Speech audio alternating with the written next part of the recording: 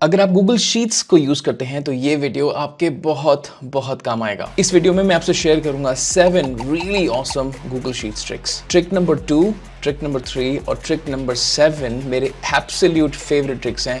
And तक देखेगा, बहुत कुछ सीखने को मिलेगा। Let's start. ऑलराइट, तो स्टार्ट करते हैं अपनी पहली ट्रिक से, जहां पे हमें कंबाइन करना है data from multiple Google sheets into a single sheet.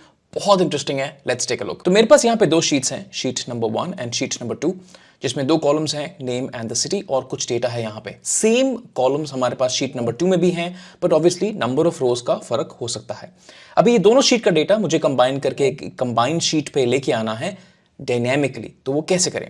चलिए स्टार्ट करते हैं एक सिंपल फॉर्मूला से। तो मैं एक रेंज बनाऊंगा कर्ली ब्रैकेट से। रेंज का मतलब एक डेटा सेट, तो कर्ली ब्रैकेट का मतलब एक डेटा सेट। एक रेंज बनाया, मैं शीट नंबर 1 में गया और वहां पे मैंने अपना डेटा सिलेक्ट कर लिया, ये सारा का सारा। इसके बाद मैंने कॉमा नहीं डाला, मैंने एक सेमीकोलन डाला और उसके बाद शीट नंबर 2 से वही डेटा मैंने सिलेक्ट कर लिया। अभी मैं अपना रेंज का जो सिंबल है यानी कि कर्ली ब्रैकेट्स को बंद करूंगा and if I now press enter, data combine होकर दोनों शीट्स में से आ जाएगा।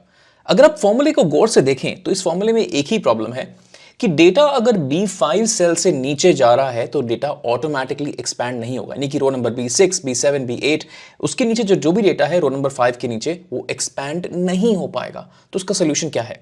चलिए इस फॉर्मूले थोड़ा रिवाइज करते हैं। अगर मैं इस शीट नंबर 1 में जाऊं और मैं बोलूं कि मेरा डेटा B2 से B5 तक का है, तो मैं जो B5 है यानी कि ये वाला सेल, इस पे स्टिक ना करके इसको बोलूंगा एंटायर कॉलम B, यानी कि स्टार्ट यहां से होगा A2 से, but please take the entire column B, यानी कि जहां तक भी डेटा है वहां तक पूरा उठा लो। तो अभी मैं जाके फॉर्मूले में थोड़ा सा रिवीजन करता हूं और बोलता हूं कि B5 ना होके B है और शीट नंबर 2 में B4 ना होके B है। At the moment nothing has changed apart from these 2 changes. अगर मैं यहाँ पे एंटर प्रेस करूं तो मेरे पास डेटा कंबाइन होके तो आता है, बट कुछ वियर्ड आता है। देखिए क्या हो रहा है यहाँ पे हम देखेंगे कि हमारे पास एक ही शीट का डेटा है, दोनों शीट का डेटा नहीं है, बट ये दोनों शीट का डेटा एक्चुअली है। कैसे, समझने की कोशिश करते हैं। अगर आप देखें शीट नंबर 1 में, तो हमारे पास हमने उसको बोला कि हमें यहां से लेके नीचे तक का यानी कि 1000 रोज जो हमारे गूगल शीट्स में है पूरा डेटा चाहिए। ब्लैंक है उससे फर्क नहीं पड़ता, बट हमें पूरा डेटा चाहिए।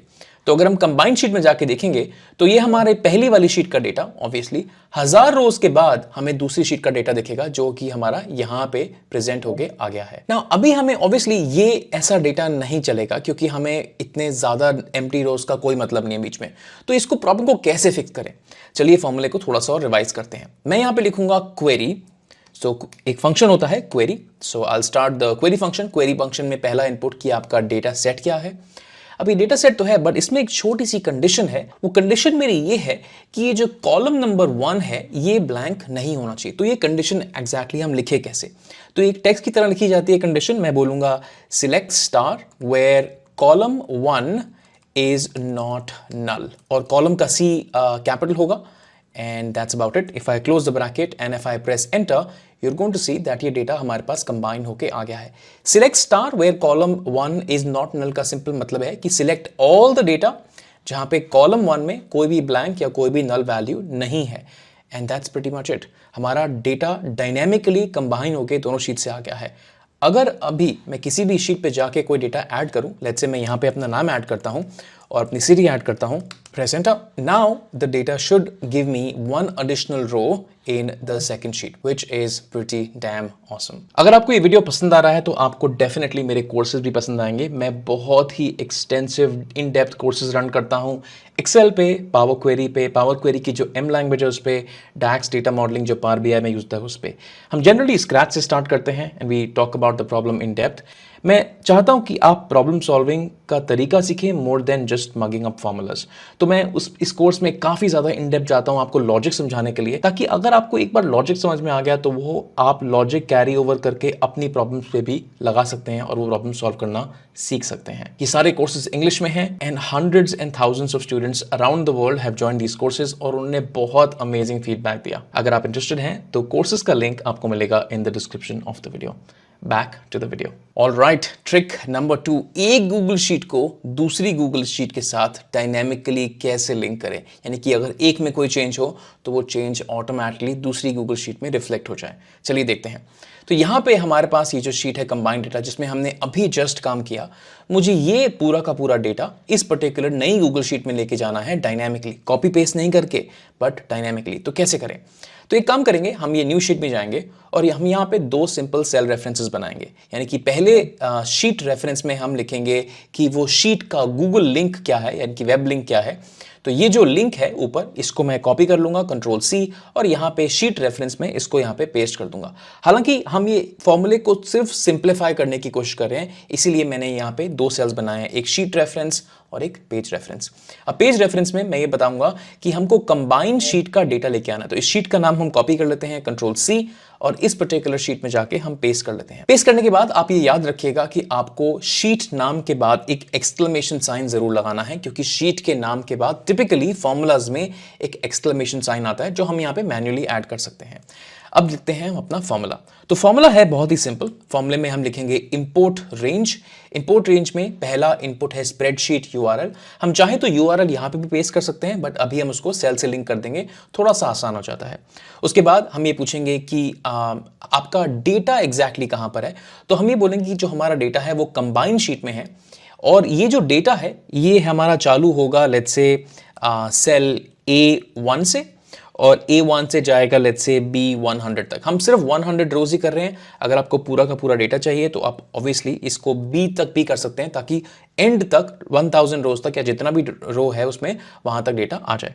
तो यहाँ पे हम ब्रैकेट करेंगे क्लोज और क्लोज करेंगे bracket and I press enter. जैसे ही हमने एंटर प्रेस किया, हमारे पास पूरा का पूरा डेटा यहाँ पे आ चुका है डायनेमिकली उस पर्टिकुलर शीट से। अगर मैं इस शीट में जाके कुछ भी और ऐड करूं, लेट्स से हम यहाँ पे कॉलम का नाम चेंज करके माय नेम कर देते हैं, तो हमारे पास जो दूसरी शीट है इसमें भी डेटा ऑटोमेटिकली अपने आप अपडेट हो जाएगा। थोड़ा टाइम लगता है अपडेट होने में, कुछ seconds, but definitely data instantly update हो जाता है। ट्रिक नंबर 3, डेटा को एक सही फॉर्मेट में या अनपिवट कैसे करें। शायद आपको ये वर्ड नहीं पता होगा अनपिवट, तो मैं एग्जांपल के थ्रू आपको समझाने की कोशिश करता हूँ। ये मेरी एब्सोल्युटली फेवरेट ट्रिक है, बहुत सारे लोगों को बहुत बड़ी बड़ी प्रॉब्लम से निकालती है। Please take a look.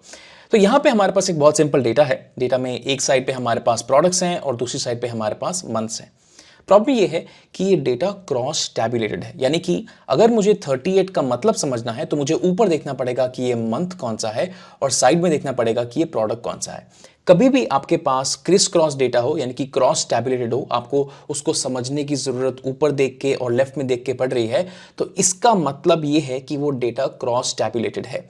इस डेटा पे मंथ कॉलम पे फिल्टर लगाना बहुत मुश्किल है, क्योंकि मंथ आपके पास 3 अलग अलग कॉलम्स हैं, एक कॉलम नहीं है मंथ का। आपके पास एनालिसिस करना, पिवट टेबल लगाना इस डेटा पे बहुत मुश्किल हो जाता है। तो ये डेटा मुझे एक अनपिवटेड स्टाइल में चाहिए। अनपिवटेड का मतलब क्या होता है, चलिए देखते हैं। तो डेटा मुझे कुछ इस तरह से चाहिए जहां पे मेरे पास एक कॉलम हो जाए प्रोडक्ट्स का, यानी कि ये वाला। हमारे पास जो वैल्यूज हैं, हर वैल्यू एक रो में कन्वर्ट होनी चाहिए, यानी कि 46 की एक रो बन जाए और उसके बाद इसके सामने जैन का मंथ, उसके बाद 71 की एक रो बन जाए, उसके साथ में फेब का month, so on and so fourth. अगर अब आप डेटा को पढ़ने की कोशिश करेंगे तो 46 का जो मतलब है आप एक ही रो में समझ पाएंगे, यानी कि 46 is the value for the month of Jain and it's for product number A। तो ये जो डेटा का रीस्ट्रक्चरिंग है, ट्रांसफॉर्मेशन है, इसको हम अनपिवटिंग कहते हैं। तो ऑब्वियसली ये जो डेटा है ये मैंने मैन्युअली कॉपी पेस्ट करके बनाया है। तो अगर आपके पास लार्ज डेटा है, यानी कि बहुत सारे प्रोडक्ट्स हैं और बहुत सारे मंथ्स हैं, तो इसमें बहुत टाइम लग जाएगा। इसको हम फॉर्मूले के थ्रू कैसे करें, चलिए देखते हैं। तो गूगल शीट्स में एक बहुत ही इंटरेस्टिंग फंक्शन होता है जिसका नाम होता है फ्लैटन, FLATTEN।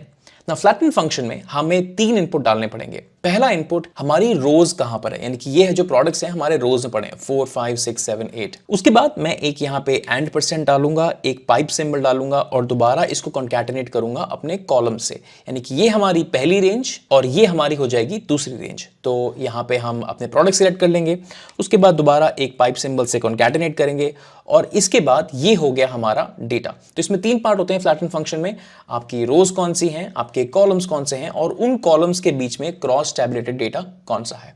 जैसे ही इस फॉर्मूले को हमने कमिट किया, इसको एंटर करने के लिए हमें एक स्पेशल कैरेक्टर दबाना पड़ेगा, Ctrl Shift एंड एंटर, और उसके बाद यहाँ पे एक अरे फॉर्मूला ऑटोमेटिकली लिखा हुआ आ जाएगा। अगर अब आप इस फॉर्मूले को कमिट करेंगे यानी कि एंटर प्रेस करेंगे तो आप देखेंगे कि ये पूरा का पूरा डेटा एक ही कॉलम में नीचे होके आ गया, यानी कि 46 जैन और ए एक ही कॉलम में आ गए हैं, 71 फेब एंड ए एक ही कॉलम में आ गए। अभी भी हमारे एक्सपेक्टेशन से दूर है, यानी कि ये डेटा इस तरह का नहीं बना, बट कुछ तो हुआ है डेटा के साथ। तो अभी हमें इस डेटा को स्प्लिट करना है, यानी कि हमें ये जो डिलिमिटर हमने बीच में लगाया है, जो ये पाइप सिंबल लगाया है बीच में, इससे हमें डेटा को 2-3 कॉलम में स्प्लिट करना है, यानी कि पहले कॉलम में ए, दूसरे कॉलम में द मंथ ऑफ जैन और तीसरे कॉलम में द वैल्यू ऑफ 46। चलिए देखते हैं कैसे करते हैं।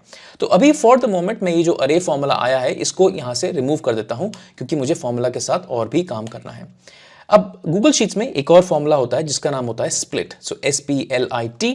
स्प्लिट का पहला पार्ट होता है कि आपका टेक्स्ट क्या है, तो ये हमारा टेक्स्ट है और टेक्स्ट को हमें स्प्लिट करना है by a delimiter which is nothing but a pipe symbol. तो यहां पे एंड में जाके एक डिलिमिटर लिखेंगे जो कि हमारा पाइप सिंबल है, जो कि हमने पहले यूज किया था। Close the bracket and now again I'm going to press the same shortcut Control Shift and Enter, क्योंकि एक अरे फॉर्मूला है, एक मल्टीपल डेटा सेट के साथ काम करता है, इसीलिए हम बार बार Control Shift and Enter दबा रहे हैं। जैसे ही आपने इस फॉर्मूले को कमिट किया, आपका डेटा 3 कॉलम्स में बट के ऑटोमेटिकली आ जाएगा। आप यहाँ पे हेडर्स डाल सकते हैं, बट ये जो डेटा आया है ये फॉर्मूला ड्रिवन डेटा है, ये मैनुअल डेटा नहीं है। कल को अगर आपकी कोई वैल्यू चेंज होती है, लेट्स से फॉर एग्जांपल ये वैल्यू 100 बनती है, तो आपके डेटा में भी ये चेंज ऑटोमेटिकली रिफ्लेक्ट होगा। This is pretty dam awesome. बहुत लोगों का गूगल शीट करने का एक प्राइमरी पर्पस होता है कोलैबोरेशन, यानी कि वो एक दूसरे के साथ डेटा शेयर कर सके और उनको डिफिकल्टी ना हो। इसमें गूगल शीट्स बहुत बहुत अच्छा है। तो अगर आप डेटा को कलेक्ट कर रहे हैं और आपके जो एम्प्लॉयज़ हैं वो डेटा को टाइप करते हैं, तो ये जो फीचर है जो कि मैं आपको बताऊंगा, ये बहुत बहुत हेल्पफुल है। चलिए एग्जाम्पल के थ्रू समझते हैं।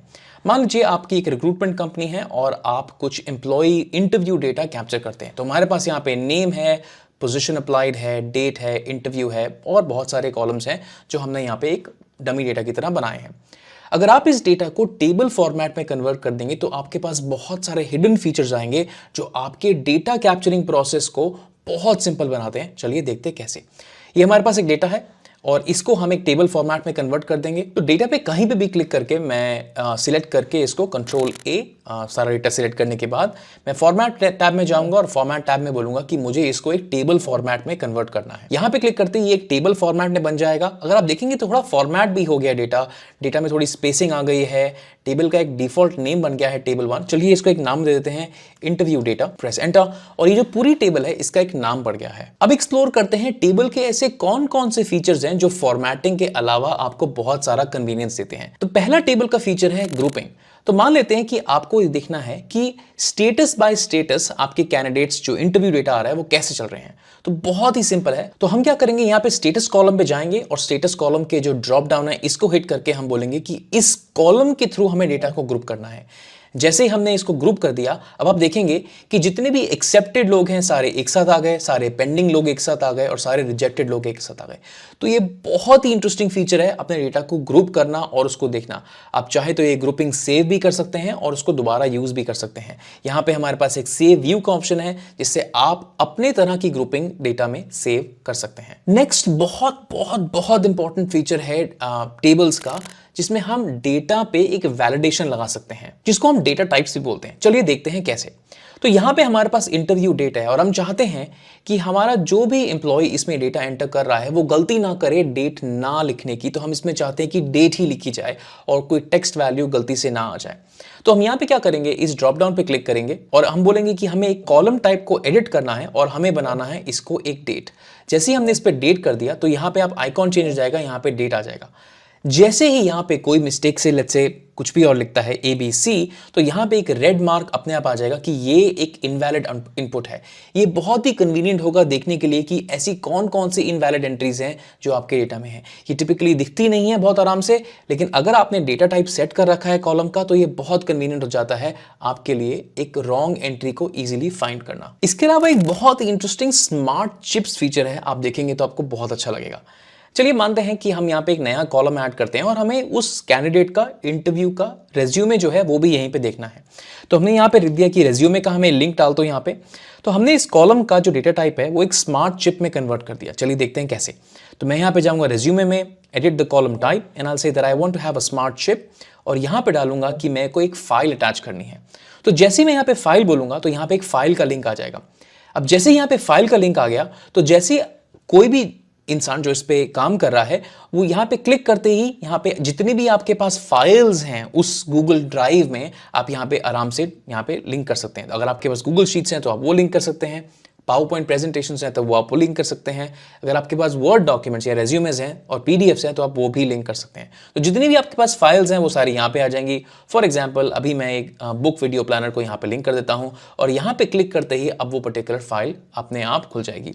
सिमिलरली यहाँ पे आप एक और कॉलम क्रिएट कर सकते हैं और इस कॉलम का हम नाम रख सकते हैं लेट्स से पर्सन रिस्पॉन्सिबल या इंटरव्यूई या इंटरव्यूअर। अब इंटरव्यूअर कॉलम में हम किसी को टैग करना चाहते हैं तो हम यहाँ पे क्या कर सकते हैं, एक ऐट सिंबल लगा के हम किसी भी पर्सन को यहाँ पे टैग कर सकते हैं। तो फॉर एग्जांपल अगर मुझे टैग करना है अपने फाइनेंस टीम को तो मैं यहाँ पे क्लिक करूंगा गुडली फाइनेंस और ये फाइनेंस टीम के पास ऑटोमेटिकली एक ईमेल चला जाएगा कि इस गूगल शीट में आप ऑटोमेटिकली टैग्ड हैं। यही सेम चीज हम एक इसके थ्रू भी कर सकते हैं, चिप्स के थ्रू। सो अगर मैं यहाँ पे जाके क्लिक करूं और बोलूं कि मुझे कॉलम टाइप एडिट करना है smart chips and then I can go and link people as well. तो यहाँ पे जितने भी हमारे पास इस कंपनी में लोग हैं वो सब यहाँ पे आ जाएंगे और उन लोगों को मैं यहाँ पे बहुत कन्वीनियंटली टैग कर सकता हूं। नेक्स्ट देखते हैं कि हम टेबल्स में फॉर्मूलाज कैसे लिख सकते हैं। तो अभी हमने प्रीवियस शीट पे ये जो टेबल क्रिएट की थी हमने इसका नाम दिया था इंटरव्यू डेटा। क्योंकि ये एक टेबल है तो आप इसको किसी भी शीट से रेफरेंस कर सकते हैं और आपके फॉर्मूला लिखने की कैपेबिलिटी बहुत बहुत सिंपल हो जाती है। तो चलिए एक छोटा सा फॉर्मूला लिखते हैं। तो मुझे ये कैलकुलेट करना है कि कितने कैंडिडेट्स कौन कौन सी स्टेज में है। तो हमारे पास यहाँ पे कुछ स्टेजेस हैं, हमारे पास यहाँ पे 3 स्टेजेस हैं, हमारे पास एक्सेप्टेड है, पेंडिंग है और रिजेक्टेड है। तो मुझे देखना है कि कितने कैंडिडेट्स कौन सी स्टेज में यहाँ पर है। बहुत ही सिंपल सा क्वेश्चन है। तो चलिए स्टार्ट करते हैं और ये डायनेमिक होना चाहिए, यानी कि कल को यहाँ पे कोई स्टेटस अपडेट होता है, ऐड होता है, डिलीट होता है तो मेरा फॉर्मूला भी अपने आप चेंज हो जाना चाहिए। तो चलिए देखते हैं कैसे करते हैं। तो यहाँ पे मैं जाऊंगा टेबल फॉर्मूलाज में, मुझे पता है कि मेरे जो डेटा सेट है उसका नाम है इंटरव्यू डेटा। तो मैं यहाँ पे एक सिंपल फंक्शन यूज करूंगा यूनिक। अभी अगर आप टेबल्स यूज नहीं कर रहे हैं तो आपको इस शीट में जाना पड़ेगा और उस कॉलम को सिलेक्ट करना पड़ेगा जहां पे आप स्टेटस निकाल के लेके आ सकते हैं। क्योंकि मैं टेबल यूज कर रहा हूं तो मैं यहाँ पे सिर्फ टेबल का रेफरेंस दूंगा, यानी कि मैं लिखूंगा यहाँ पे इंटरव्यू डेटा और यहाँ पे मेरे पास पूरी टेबल का रेफरेंस आ गया। तो पूरी टेबल में से मुझे सिर्फ जो स्टेटस कॉलम है उसी में से यूनिक ढूंढना है। तो interview data status column, close the bracket, press enter and I get all the 3 possible statuses. अगर कोई स्टेटस वहां पे ऐड या डिलीट होता है तो ये भी ऑटोमेटिकली अपडेट हो जाएगा। इसके सामने मुझे काउंट लिखना है तो बहुत ही एक सिंपल सा काउंट इफ फंक्शन हो सकता है। तो काउंट इफ, अभी यहाँ पे मुझे रेंज डालनी है, अगेन इंटरव्यू डेटा। तो इंटरव्यू डेटा में मैं बोलूंगा स्टेटस और मैं जो स्टेटस ट्रैक करने की कोशिश कर रहा हूं वो ये वाला स्टेटस है। Close the bracket, press enter और यहाँ पे मैं इसको ऑटो फिल कर दूंगा। तो यहाँ पे हमारे पास 11, 5 and 4 candidates are under 3 different stages. तो आपने ये देखा कि अगर आप टेबल्स यूज कर रहे हैं तो टेबल्स के थ्रू आप उनको सेल रेफरेंसेस में यूज कर सकते हैं, अपने फॉर्मूलाज में यूज कर सकते हैं and makes it very very convenient and a lot more dynamic. मेरी नेक्स्ट ट्रिक है चेक बॉक्सेस। अगर मैं आपको उसका यूज दिखाऊंगा तो आपको बहुत बहुत हेल्प होगी। चलिए देखते हैं। यहाँ पर मेरे पास एक बहुत सिंपल डेटा है, यहाँ पे हमारे पास प्रोडक्ट्स हैं और यहाँ पे हमारे पास मंथ्स हैं। अभी मुझे इस डेटा का एक चार्ट बनाना है, यानी कि अगर आप सारे डेटा सेट का एक चार्ट बनाते हैं तो चार्ट बहुत ही क्लटर्ड दिखेगा कुछ ऐसे। तो मैं डेटा सिलेक्ट करता हूं, मैं जाऊंगा इंसर्ट टैब में और यहाँ पे एक चार्ट पे क्लिक करूंगा तो सारा का सारा डेटा हमारे पास चार्ट पे यहाँ पे आ गया। कोई प्रॉब्लम नहीं है, बट इस चार्ट को पढ़ना थोड़ा डिफिकल्ट है। तो मैं क्या चाहता हूं कि मैं जो भी प्रोडक्ट सिलेक्ट करूं, यानी कि अगर प्रोडक्ट ए पे मैंने चेक किया तो सिर्फ प्रोडक्ट ए का ही डेटा चार्ट में आना चाहिए। अगर मैंने प्रोडक्ट ए और बी को सिलेक्ट किया तो सिर्फ उन दोनों का डेटा ही चार्ट में आना चाहिए। इससे थोड़ी कन्वीनियंस हो जाएगी और यूजर अपने हिसाब से अपने प्रोडक्ट्स को देख के चार्ट में डाल सकता है और उसको स्टडी कर सकता है। तो चलिए देखते हैं कि वो आप चेक बॉक्सेस कैसे बना सकते हैं। तो इस चार्ट को हम फॉर द मोमेंट डिलीट करते हैं और यहाँ पे हम चेक बॉक्सेस इंसर्ट करते हैं। तो यहाँ पे मैंने सारे कॉलम सिलेक्ट कर लिए, उसके बाद मैं गया इंसर्ट में and I will say that I want to insert a check box. Sorry, वो चेक बॉक्स नहीं था, उसका नाम टिक बॉक्स है। तो यहाँ पे मैं टिक बॉक्स यहाँ पे डाल देता हूँ। मैं चेक बॉक्स बोलता हूं बट टिक बॉक्स आप याद रखिएगा। तो यहां पे अगर आप इस पे टिक करेंगे तो अभी कुछ भी नहीं होगा, लेकिन हमें एक इसका बिहेवियर समझ में आ जाता है। चलिए यहां पे एक चेक करके देखते हैं कि क्या होता है। अगर हम यहां पे चेक करते हैं तो इसकी जो वैल्यू आती है पीछे वो हो जाती है ट्रू। अगर हम इसको अनचेक करते हैं तो इस सेल की जो पीछे वैल्यू है वो हो जाती है फॉल्स। आपको दिखता चेक बॉक्स ही है बट इसके पीछे ट्रू और फॉल्स वैल्यू यहां पे आती है। अभी ये ट्रू और फॉल्स वैल्यू बहुत इंपॉर्टेंट है, इसका हम यूज कर सकते हैं। कैसे, चलिए देखते हैं। हम यहां बोलेंगे कि हम ये जो पर्टिकुलर प्रोडक्ट्स हैं हम यहाँ पे सिलेक्ट करके कॉपी एंड पेस्ट कर लेंगे, और ये जो मंथ्स है इनको भी हम यहाँ पे सिलेक्ट करके कॉपी एंड पेस्ट कर लेंगे। अब हम यहाँ पे एक बहुत ही सिंपल सा फॉर्मूला लिखेंगे। हम बोलेंगे कि हमें 20 को मल्टीप्लाई करना है ट्रू या फॉल्स से। तो ट्रू का मतलब होता है 1, यहाँ पे ये ट्रू और फॉल्स है, इसका मतलब होता है 1, फॉल्स का मतलब होता है 0। तो 20 into 1 is going to give us 20 and 20 into 0 is going to give us 0। तो यहाँ पे हम प्रॉपर यहाँ पे सेल रेफरेंसेस अप्लाई कर देते हैं, लॉक कर लेते हैं, और हम इसको हम नीचे ड्रैग कर लेते हैं। यहाँ पे control D to drag it down and control R to drag it to the right. अभी हमारे पास कोई भी चेक बॉक्स यहाँ पे टिक नहीं है, इसलिए सारे जीरोस आ रहे हैं। बट अगर यहाँ पे कुछ आइटम्स को मैं टिक कर दूं तो आप देखेंगे कि उनकी वैल्यू यहाँ पे डायनेमिकली अपीयर होती है। तो अब हम जो चार्ट बनाएंगे वो इस डेटा पे नहीं बनाएंगे, क्योंकि यहाँ पे सारी वैल्यूज हैं, हम पर्टिकुलरली इस डेटा पे बनाएंगे। तो इस डेटा को हमने सिलेक्ट किया, इंसर्ट में गए और हमने कहा कि हमें एक चार्ट चाहिए। चार्ट बनने के बाद चार्ट कुछ ऐसा लगता है, हम यहाँ पे इसको प्लेस कर सकते हैं, और ये जो हमारे पास डेटा सेट है इसको हम बहुत नीचे पुश डाउन कर सकते हैं। तो यहाँ पे हमने यहाँ पे लेट्स से 3 रोज को ऐड कर दिया। अब हमने यहाँ पे लेट्स से 6 रोज को ऐड कर दिया, और हम इस डेटा को एक्चुअली स्क्रीन से बाहर कर देंगे ताकि हमारे यूजर को ये डेटा ना दिखे। हम यहाँ पे एक चार्ट का एक लेबल डाल देते हैं, हम यहाँ कहते हैं ये हमारे प्रोडक्ट्स हैं या प्रोडक्ट्स का ट्रेंड है। अब हमारे पास चार्ट बन के रेडी हो गया। अब देखिए आप मैजिक।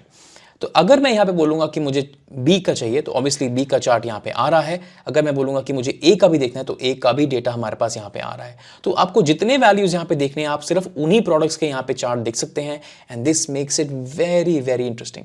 ये एक चेक बॉक्सेस का एक सिंपल सा एप्लीकेशन था, आप इसको अलग अलग तरह से यूज कर सकते हैं। ये याद रखिएगा कि एक पर्टिकुलर चेक बॉक्स में आपके पास चेक करते ही वैल्यू ट्रू आती है और उसी सेल में अनचेक करते ही वैल्यू फॉल्स आती है। अब ये ट्रू और फॉल्स का यूज आप कैसे मर्जी चाहे वैसे कर सकते हैं। मैंने आपको एक सिंपल सा यूज बताया। मेरी लास्ट ट्रिक बहुत इंपॉर्टेंट है। वो लोग जो एक एचआर डिपार्टमेंट में काम करते हैं और ऑफन उनको एक ऑर्गेनाइजेशनल चार्ट बनाना होता है। चलिए देखते हैं मैं किस डेटा के साथ काम कर रहा हूं। मेरे पास यहाँ पे 3 बहुत सिंपल से कॉलम्स हैं। एक एम्प्लॉय आईडी का कॉलम है, एक एम्प्लॉय के नेम का कॉलम है, और उसका एक मैनेजर का आईडी है। यानी कि हर एम्प्लॉय का एक मैनेजर है, उसका एक मैनेजर है, उसका एक मैनेजर है। करते करते हम हायरार्की में सीईओ तक पहुंच जाएंगे। ये कुछ डेटा ऐसे सॉर्टेड है। तो हमें इसका एक ऑर्गेनाइजेशनल चार्ट बनाना है। तो बहुत ही सिंपल है। एक बार आप अपनी ऑर्गेनाइजेशन का डेटा लेके आ गए, उसको सिंपली कॉपी पेस्ट कर दिया। अब आप सिलेक्ट करेंगे कि मुझे कौन सा चार्ट बनाना है, एक org chart. Take a look. तो मैं यहां पे जाऊंगा, एक एम्प्लॉय आईडी वाले कॉलम को सिलेक्ट कर लूंगा, और इनफैक्ट मैं तीनों कॉलम को सिलेक्ट कर लूंगा, और यहां पे जाके बोलूंगा कि मुझे इंसर्ट करना है एक चार्ट, और चार्ट में बोलूंगा कि मुझे कौन सा चार्ट इंसर्ट करना है, एक ऑर्ग चार्ट। तो कॉलम चार्ट की जगह मुझे यहां पे इंसर्ट करना है एक ऑर्गेनाइजेशनल चार्ट। जैसे ही आपने ऑर्गेनाइजेशनल चार्ट सिलेक्ट कर लिया, आपसे 3 क्वेश्चन पूछेगा। पहला क्वेश्चन कि एम्प्लॉय आईडी कौन से कॉलम में है। तो एम्प्लॉय आईडी हमारा कॉलम ए से A21 तक है, which is the last cell right here. Pretty good. उसके बाद पूछेगा कि इसका पेरेंट कौन है, यानी कि एम्प्लॉय का कॉलम कौन सा है। तो जो एम्प्लॉय का कॉलम है वो हमारा कॉलम नंबर C है। तो यहाँ पे मैं इसको रिमूव कर दूंगा, और पेरेंट में हम कॉलम C को डाल देंगे यहाँ पे। तो एक्चुअली पेरेंट में कॉलम C, दैट्स गुड। और यहाँ पे एक टूल टिप है। टूल टिप का सिंपल मतलब, जब आप इस चार्ट पे हवर करेंगे तो आपको कुछ एडिशनल इंफॉर्मेशन देखनी है या नहीं देखनी है। तो मुझे एम्प्लॉय का नाम देखना है। तो यहाँ पे टूल टिप में मैं यहाँ पे C कॉलम की जगह कॉलम B डाल दूंगा यहाँ पे, and I will just pick up column number B। And that is it, your organisational chart is ready. अगर आप इस ऑर्गेनाइजेशनल को चार्ट को बड़ा करके इस पे कहीं पे भी हवर करते हैं तो आपको एम्प्लॉय का नाम दिखेगा। अगर आप चाहें तो इस चार्ट का एक पीडीएफ का एक स्नैपशॉट ले सकते हैं। तो यहाँ पे क्लिक करके 3 डॉट्स पे I can say that I want to download the chart as a PDF और एज एन इमेज और as an SVG as well. अगर आपको ये वाला वीडियो पसंद आया तो आपको मेरा next video pivot table tricks पे बहुत बहुत इंटरेस्टिंग लगेगा। लिंक यहाँ पर है, आप जाके देख सकते हैं, और मैं मिलूंगा आपसे नेक्स्ट वीडियो में। Thank you so much.